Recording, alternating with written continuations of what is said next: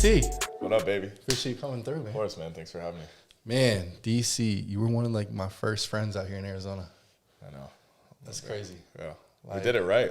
No, we did, man. I want to kind of dive into, how do you build friendships, especially, where you're at.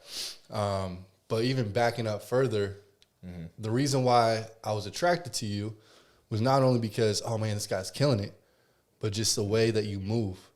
You're humble, you're really personable. I met you in person. The same guy on social media is the same guy in person. Thank you. The same, this guy moves with integrity. This guy, puts faith first. Same guy, behind the curtain, per se.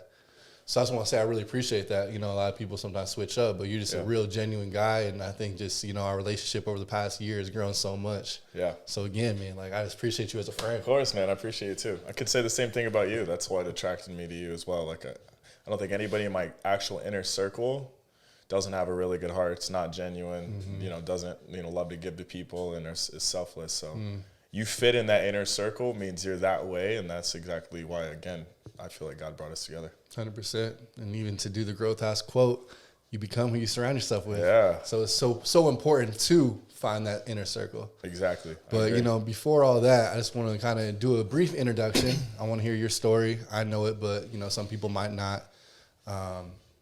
7-figure business owner. You literally have teams that you lead across different states. Public speaker, social media influencer. You got a lot going on. But bring us back. Who's DC? Who's David Carpenter? What's the story? What's the come-up story? Yeah, to keep it short, I started as an entrepreneur in insurance. So that's what I'm doing back in, it was 2017. So let's just talk about 2016 because, that's the year where things were crazy for me. I feel like right before your biggest breakthrough, you always get tested the most. So true. And so that year, I remember it like it was yesterday. I lost my business of 5 years. I did network marketing. So I learned some skills in terms of public speaking and getting uncomfortable and things like that, personal development, which helped me a lot when I came into insurance. At that time, I was just waiting tables. My girlfriend of 5-6 years, she ended up leaving me for another guy that was making about $70,000 a year. She made sure to brag to my sister about that. She regrets it now. From that point, I knew I needed to change my life. That was the best thing that could ever happen to me. During the pain, you don't really understand why it happened. But again, if you know that everything's happening for you, eventually it comes and turns into a seed of greatness. So from there, serving tables, I knew I needed a change. I knew that I was never going to become successful like that. So I was seeking, which I think is one of the biggest things, and the key is looking for the right opportunity if you don't have one. And I was. And eventually I got approached to do insurance. I got a Facebook message. And long story short, I ended up seeing my mentor, Dustin Camp, who was just the most incredible man. He cared, he was genuine, he had a beautiful family. He could retire. He was 38, 37 at the time, just multimillionaire. But he was just a good person. And the people that I was mentored by before, they were good, but it was a lot about just me, right? So it was something I was just instantly attracted to. So I decided to take my exam. I'm like, all right, I'm going to go all in on this. So I go all in and I fail my exam 4 times. 4 times. First time ever taking this. You're excited to go into it, and you failed just 4 times. 4 times. So 1, no. 2, wow, this hurts. 3, holy crap, am I really not that smart? Yeah. 4, dude, what the hell is going on? Did you second guess yourself at all? Yeah. It was painful, man, because I was broke and it costs a lot of money. I'm putting that on my credit card because again, I'm barely getting by. And I remember this was late in 2016. And at this point, I couldn't even really pay rent, right? My mom had to give me money for rent. I remember in December, and I never even asked for it, but she knew how broken I was. That's about the same time where, hey, I got a phone call. I was serving tables and ended up losing my brother that same month, 2 weeks before my test, my 5th time taking it, which was hours away. And, I decided to still commit to it. So I go drive hours away. I stay at a friend of a friend's house. I go with a buddy, and this guy ends up being a sketch house, right? That night, that house ends up getting robbed the day before my exam, and I was held at gunpoint. I remember this clown, like he had a clown mask. It was a tall, darker guy, and he had a shotgun. It was to my head. And I noticed everybody else around me, the guys who had the house, they were just getting jumped and beat up, but I wasn't touched. And I swear to God, like God just had like an angel around me or something. And I got no sleep that night. I drive an hour away from where I'm staying, because again, I can't afford a hotel. I drive an hour away, go take my exam, and I pass it. And I just remember having so much peace when I did it, because it was like, I've done a lot of, things that are stupid in my time, and I probably am not done yet, but we're limiting those. But that was one of the greatest things I've ever done, was not quit. And yeah, that's like where things really got started. And a year later, like I was making six figures. I remember literally that same time, a year later, I took my mom to the Ritz-Carlton, my sister, and I was sitting down, having drinks, and just like complete gratitude of like, wow, this was very tough. Last year was very, very tough, but this is like the beginning of something great. Yeah. So that was really a start. I mean, my fourth year in, I made over $1 million, paid off my mom's debts, paid off her car, bought her a dream house. I pay her mortgage, like completely take care of my family. And that's like one of the reasons why I even started in the beginning. So none of it would have been possible if I wasn't like willing to just, no matter what, go through the pain, right, and just endure, which is like one of the greatest skill sets you can have, is the ability to endure through tough times and continue to see through your vision, not your reality, and continue to chase that vision when nothing else looks right, until eventually you hit that point where you have your breakthrough and the test becomes a testimony. I love that, man. I love that. And I always say, like, motivation is great. Discipline is great. But that why, and that why for you sounds like was your family. Is that true? Yeah. Single mom, dad was in prison. She was broke. She got herself in debt because of me, because of club sports, my sister. So I was obligated. People are like out here, and I'm not judging, but, we're out here like kind of celebrating all the time. And don't get me wrong, I love to celebrate, and their family's still slaving away, right? When you have something to do about it. So I'm so thankful for, the opportunity to be able to do something and give back to someone that, struggled a lot for 10 years straight, had a rental, was broke, taking care of kids, because that's what she knew to do. Man, shout out moms. Your mom is amazing too. Such like a sweet lady. Thank you. I know how important family is to you, man. And it's really cool to see you, get to different levels of success and striving for more, but still like those core values of, hey, every single week I want to have my family around me. Yeah. So cool to see. Thank you, man. Yeah. I think that's important, bro. Like, just something about your family kind of restores your soul. Like, you're around, because there's so much going on. There's hype, there's like this, there's that, and there's so many things pulling you in so many directions. But to just be around people that love you for you, whether it's your mom and dad or whoever that is, it's so good for you, because especially when you become successful, you never really know. I mean, you will know in your heart eventually, and also through time. But man, something about like having family that really loves you and supports you, man, it's just so nurturing, and it's great. That brings me to an interesting topic. How do you, especially now, since you have reached a certain level of success, how do you know this is a real friend, or how do you even, have people that you add to the inner circle? Yeah. I think it's reciprocity. What are they giving for what they're getting? And I think you can spot it a mile away. I can spot it a mile away now, because I've been burned so many times. I've been backstabbed. I've been betrayed. I've had agents leave and take agents away after literally giving them like a place to stay, keys to my G-Wagon, like feeding them, like writing business under them, giving them money. Like, I'm talking about just completely selflessly pouring into someone and them just to like dip out. So like when you go through stuff like that, you start to become more aware, right? So now it takes time for someone to really get in my inner circle. So it's not something that should happen right away, which I definitely recommend. It doesn't mean you don't love them in your heart. You love them, but you don't share everything with them. You don't give them like everything, right? And now it's really about, okay, do they talk bad about other people? Because if they talk bad about other people around you, chances are they're talking bad about you. So true. Are they picking up the bills too? Are you the only one picking up the bills? Are they adding value? Are they growing? Are they personally developing themselves? Are they going to, for me, I'm very big on my spirit. Are they working on their spirit? Whatever that would be for you, right?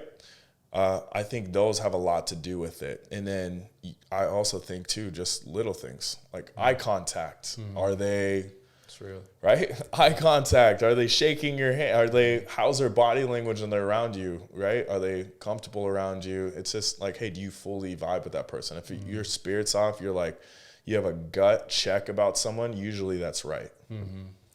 That's so true. I mean, I have the same, literally you said exactly where I'm thinking now with, okay, how do I know who's real and who's not? Yeah. I mean, you're at a point with more success than I am, especially financially. And in that situation, like, it's a lot of people probably come up to you. How do you know if they're just piggybacking off of, your success? They actually want to know you for you. So I think it's so important that you have those boundaries set and you know that, ahead of time. I'm curious what you think. So a lot of people, especially anyone who's ambitious, especially financially, they have this, I need to become a millionaire, or that's a goal of theirs, which I think is amazing and great. But I'm curious, since you've hit that mark, what's a misconception of once you hit this status of I'm a millionaire? Yeah. I would say you still have problems. You have more responsibilities. You have bigger problems now. You have to be a better steward of your money. You got to be able to, again, read more situations, people trying to take advantage of you. There's a lot. So I would say before, just chasing after $1 million, I would ask yourself, why? What are you going to be doing with it? Are you working on how to be a good steward of the $1 million? Right? Those are big things. And I think it's definitely, I mean, for me, money has just always been a tool. And I think that's why I attract a lot of it, because I don't love money. I love people. I use money to help people. And I definitely don't use people to make money. And I think that's also another thing that ties in with it is like, what are your intentions behind getting $1 million? Maybe that's why God hasn't allowed that to happen, because he knows, number one, you'd probably be in drugs. You'd probably be doing some stupid stuff to end up killing yourself. Whatever, you know what I mean? Like just being honest, like, are you ready for $1 million? I think that's a good question to ask. But hey, when you do have it and you're aligned, your morals are aligned, your values are aligned, and your habits are aligned, and you're not going to really necessarily change. I think you're ready. Yeah. I love that. I'm curious, speaking of finances, what is something that you might have looked back and you're like, oh, I really didn't need to do that. Or like, I probably should have listened to a mentor on that situation. Oh my gosh. I know you have a couple. Too many. Give me some. Because this is honestly great for people who are reaching that level of success. A lot of people don't have that mentorship, those coaches around them. Hopefully they do, but if they don't, it's great to learn from people who've been through it. So I want to kind of hear some of those. Yeah, definitely. I would say if you don't have a mentor, use that money to go buy a mentor, because mentors are just key. And I think investing in yourself is like getting a mentor. Investing in yourself is the greatest investment you can have. 100%. I would say some of the greatest lessons is designer, like the wealthiest people are not dripped out in Louis Vuitton and this and that. Man, I spent countless money just like decking myself out. Half the shirts I don't even wear. The other ones I probably lost, or they're worn out after a year. Thousands and thousands of dollars. Louis Vuitton, the nice cars, like big car payments, But at the same time, if you have a business and it can't be like totally bad. If you have a business and you need to attract people, like, that's not necessarily a bad investment. But definitely like the whole designer, like you maybe have like a couple like nice stuff, but that's, in my opinion, waste of money. The table service, bottle service, all the time. Terrible investment. I know we've talked about this. Terrible. And especially, when you are paying for everybody, and that's usually the case when someone's buying a table, is like you get all the randoms like drinking that stuff. So all those, I would say, are not necessarily good investments. They were learning experiences, because I've, again, spent a lot of money on both of those, and there was not a great return on them. I say go spend money, go take someone out to a nice dinner. If you're going to spend money like a lot, like if it's someone of value, and go pick their brain. Go take like the richest person you know out to wherever his favorite restaurant is, and go pick up the bill and go sit there and ask great questions for a while. Right? That's totally better than doing that. Or, taking some really smart people out and take them on a trip. Just go invest in connections and relationships outside of just getting drunk, because there's not really anything you're going to get from that. Those are such key points right there. And you have a very unique way, and it's because you love people so much. You have a very unique way of building this tight-knit community, this team around you that you work with, that they all love you, man. Like every person I talk to that's in your business, thank you. They're like, man, DC's like the most humble, great guy. I'm like, yeah, so true. But it's like, as a friend who's looking in the outside with the business, but also the people in your business say the exact same thing. How have you learned those leadership skills, would you say? I think it comes from, you can't fake it. Like, I think your people know. Because it's like, I see it, and I know who's like really, really real and genuine with it. And it's nothing bad. Like, there's levels of like the amount of love I think someone can have, and I think that's a gift that God gave me. And I just see the best in people, and I think that's really, as a leader, it's a key characteristic. You got to see someone better than they are, and be able to paint that vision for them, to be able to inspire them to move forward. Right? Like, hold out the person that they can become, the houses, the everything, the vision that they really can manifest, and keep that in front of them. And then just treating people with like love and respect, even when they mess up. Like, when your people are down, you got to love on them. When they're up, you kind of like, you can jab, and there's like an analogy. It's just like a bank account. If you deposit enough, that's when you can withdraw a little bit. You keep people humble. You make sure they're set right and not slacking off. But at the same time, man, if you just genuinely love someone, everything you do is in love. You can correct in love. Love corrects. Love is truthful. Love is sometimes building you up. Love is all those things. It's the most powerful energy in the world. I believe God is love, right? Like he is. So for you to have that, that's such a powerful thing. Like, my lens, my frame on the way I see people is like, hey, I don't even know you, but you're a human being. You're here. I know you made mistakes. Like, I see the best. I might not put you in my inner circle, but hey, man, I still love you. Right. No, you have a very unique way of being able to just love people, and it's incredible, man. It's great to see. It's honestly an inspiration for me just to see how you interact with people. Thank you. So you got the same. You could do the same thing. You're like very similar in that, because you care. You really, really care. I think it's so true, because we can't fake it. Like, there's no faking it. People can tell. Yeah. And I think that's that shift. You can hear these tips and tricks on how to build a team, but you can't tip and trick your way to loving someone and them receiving that and knowing it's genuine. It's powerful. It's transferred, bro. It's like people feel it because energy transfers. And it's like, okay, you might say something, but if someone's receiving something else because your intentions, your heart is off, no matter what you say or the perfect script or this or that, someone's going to feel the way that you actually truly in your heart feel about them. 100%. I want to ask you a question about balance. Personally, I think there's a lot of, especially young entrepreneurs or new entrepreneurs, that come into a space, they want to be an entrepreneur. Yeah. And they have this idea that they're able to have this balance. I want this balance in all aspects of life. Personally, I don't think it's possible if you want to be great and reach your full potential. I think there's seasons. I want you to kind of touch on that. I agree. Yeah. I think like at first you got to sprint. Like if you're not established, you can't compare yourself to someone who's already established, that has a business going. They can go take, some trips there here and there. But man, if you're in the building stages, you should be doing 60, 70, 80 hours a week. Like locked in, sacrificing, let mom, dad, girlfriend, baby, all of those people know that, hey, I'm going to be building my dreams. I'm going to be building and scaling this. And I think later on, once you have things going and you have leaders going and you have an organization that's growing, then you have some time, but you still can't take too much time off. There is not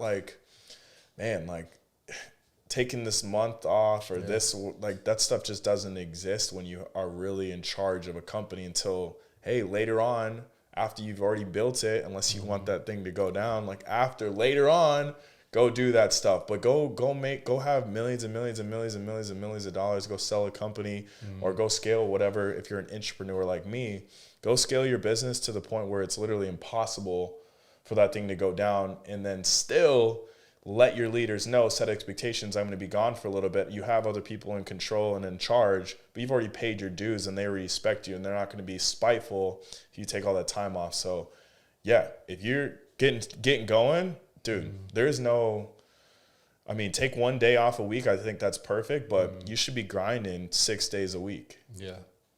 Yeah. I think people have this interesting thought process about balance. Because even if you ask the people who say, like, I want balance, and like, oh, yeah, I'm very balanced, you're not. You can't, like, in the real aspect of balance, you can't be balanced in everything. No. It's like two areas, like, out of the 5. Yeah. I agree. Totally agree. And one of my coaching clients, I'm working with him through this process where, kind of like what you said, let those people around you know. Because sometimes if you don't and you just go ghost, which that's a way to do it, but build that, like you talk about, build that vision within the family. Create vision boards with your kids, with your, you know, maybe your best friends aren't on the same wavelength, but with your spouse or whoever is, you know, really in that inner circle, let them know this is why I'm doing it, and I'm doing it for you guys at the end of the day. I think that's so powerful and important. Yeah. Bring them, make them a part of it. 100%. If like where the family doesn't support, because it's all about you. It's like ego, you know, I'm the one taking care. It should be like, no, like we're doing this. Like this is us. Why do you need to take credit? Have other people praise you. Like, why are you praising yourself? Like, go tell your family it's for them. This is you and them, right? Doing it together. And I think you're going to get a lot more support like that. Absolutely, man. I want to take a little twist and turn, talk about content, social media. Cool. Look at you, man. You're actually, you've already had a huge following. You've been crushing it. You're on Bradley's podcast. Shout out Wolf of Wall Street, Mr. Jordan. And you've already created a huge following and influence on social media, but then now you're adding in kind of more of the one-on-ones in front of the cameras, doing these reels. What made you want to decide, hey, I want to, you know, start doing this and take this really seriously and go all in? Simple. I want to add value to people. Yeah. I want to add value to people. I want to teach people lessons that I wish I would have known. I want to help people get going and inspire them and like bring passion out of. I want to bring the best out of people. Like people that know me know that I want to literally make them better because they know me. So if I can do that on a bigger scale, that's the way I want to go. I love that, man. What about coaches? I know you mentioned you had your coach. How valuable is a coach? I think whenever someone asks me, I'm like, they accelerate your growth to the next level. Instead of you making mistakes and taking 5 years, you work with a coach, you're taking 6 months. What's your kind of thoughts on coaches? Yeah, get one. And you got to be coachable. Coach doesn't mean anything unless you're coachable. And I think like if you are ready because you're not just listening, but you're actually applying, that's when a coach is valuable. And I mean, for me, bro, like I look at my other business, I could never get past certain thing because I had a lot to change. So a real coach will call you out on your BS. Yeah. Will literally make you better, call you out on your flaws, like literally take you up higher because they have the map, they have the destination. They're literally waiting on you there on speakerphone while you're driving. You just got to listen. So true. How do you find a coach? Like, let's say someone is, just in general, like how would you find a coach? I would say, who's the best person in your industry? Are they coaching right now? And if they're not coaching, go offer them money, or go ask to take them out to eat. If they're not going to do that, because a lot of times, like people that are very, very successful, like I wouldn't even say I'm ultra successful, right? I think I'm successful. Yeah. But even for myself, like my schedules are crazy. So a lot of times that's why it's like, hey, if this person's taking their time away, like you should be adding value, like money or some type of product or something for that person. Because again, like the way I think about it is if I take that time, that hour away from me, that was taking time away from my own business where I could have at least made whatever X amount of dollars. Absolutely. So yeah, just be ready to give for obviously what you're getting. And if you don't have capital, dude, whatever value you can give, like buy the person a book, buy them dinner, go shine their shoes, whatever. Like, just be honest and like beg for, like, honestly, like, you need to go make it known that you really, really need to go sit with this person, or a phone call or whatever it takes, because one phone conversation with the right person can make you millions of dollars. You can literally fix whatever the freaking thing is, asking them like, hey, I'm stuck here. What would you do? Oh, I already made it through that. Do this. Okay, then I'm here. Then I need to fix this. Okay, we'll just do this. One phone conversation can take you to the next level. Or in a totally wrong direction if you didn't listen to some advice or find a coach. Correct. And that's on you. So 100%, man. Yeah. And I think, we always talk about provide value to others. And when you're looking for a coach or mentor, like you said, figure out any way that you can provide value. And something that's not necessarily, a financial benefit is just open up your network to them. Yeah. Figure out what kind of needs, because these guys that you're probably reaching out to are already financially successful. But what other area in their life can you actually add some value? And you probably might not be able to add value there because you might not have the skill set. But if you're someone who's out there networking and talking to people, connect the dots for those two people. Yeah. And I think that's what I've done a lot in my life. I'm like, what does DC need? Okay, who can I connect to DC? I just moved out here, but I'm going to figure out if I want to, get to know this guy, DC, I want to be a part of his friend group and his inner circle and just be around the quality of, person you are. I'm going to figure out what kind of value I can bring. So I think that's another, something that's really important. Yeah, that's genius. So let's talk about L's. So, L's, AKA whatever, failures. I think we both have the same mindset that they're always just learning lessons. Correct. What's a L that you've taken that you can think of that you've maybe, it hurt, but you learned something that was, wow, that it was a game changer for you to learn, and it was perfect at that point. Because like you talk about a lot, God has things happen, not for us, but to not to us, but for us, right? Exactly. So what's something that's happened, especially like in a certain time of your life, where like that sucked, but you grew out of that? Pivotal moment. It was back in 2018. I was just getting started in my business. After that first year, I kind of started coasting, right? I got very comfortable. And that whole year, like we're growing, everything's great. I'm like taking a lot of credit, just kind of being a little boastful, little arrogant. I wouldn't say I was like so full of myself, but I was feeling myself. Yeah. Not being a good leader, not growing, just so content, dude. And I got to the point where, hey, and these people, some of the people obviously got very, very jealous and were just not having it, which I completely take credit. I think they were a little, it was also some of their issues too in their own heart and their own thing they got to deal with, but whatever. I'll take full responsibility.